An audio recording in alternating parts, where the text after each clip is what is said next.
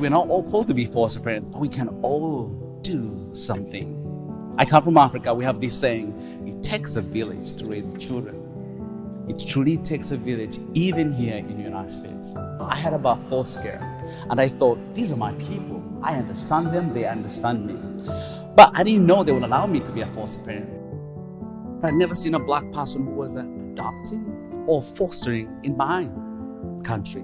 So I thought I was disqualified by just how I looked like. So I walked in and I said, I would like to mentor teenagers, anything I can do. And the social worker who received me said, hey, have you ever thought of being a foster dad? I was like, I don't think I qualify. She said, why? I said, I'm single. She said, no, you can be a foster dad. That day I signed up to be a foster dad. Since then, I have had 28 children. I've adopted 1 and I'm in the process of adopting the other 3.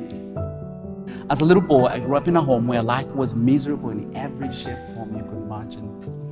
As a little boy, I grew up in a home where no one ever told me to dream. I grew up in a home where the survival or the chances of me to making it to were so minimal. Here's why. For every 100 children who were born in my village, 60 would die before the age of 2. So my mom didn't name me until when I was 2 years old. Why? Because she was afraid I would not make it. So at 2, she named me a gift given to me by God. Grew up in a place where poverty was likely to take my life.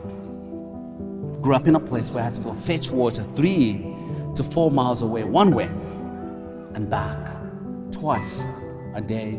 How do you tell that kid there's hope for you when you can't really have a little glimpse to be a kid?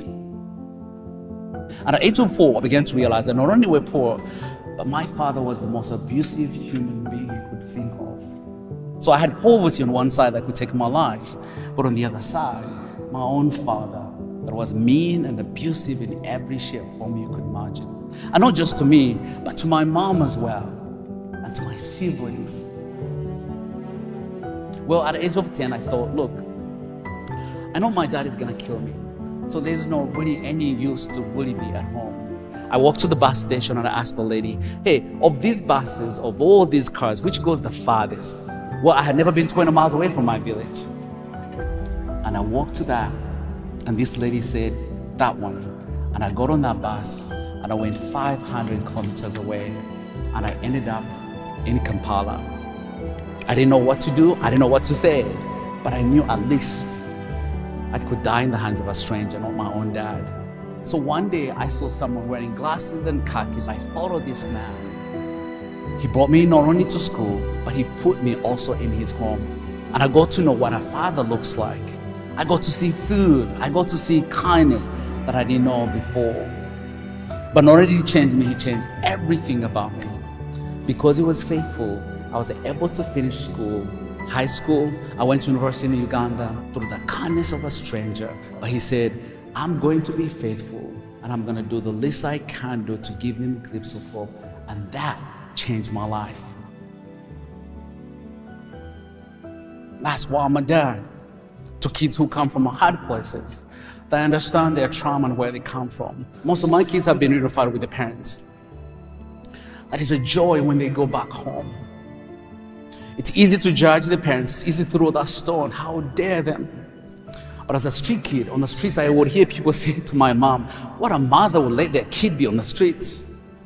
But no one knew what my mother was going through. So now you see why Luke 12:48 is so important to my life. From everyone who has been given much, much will be demanded.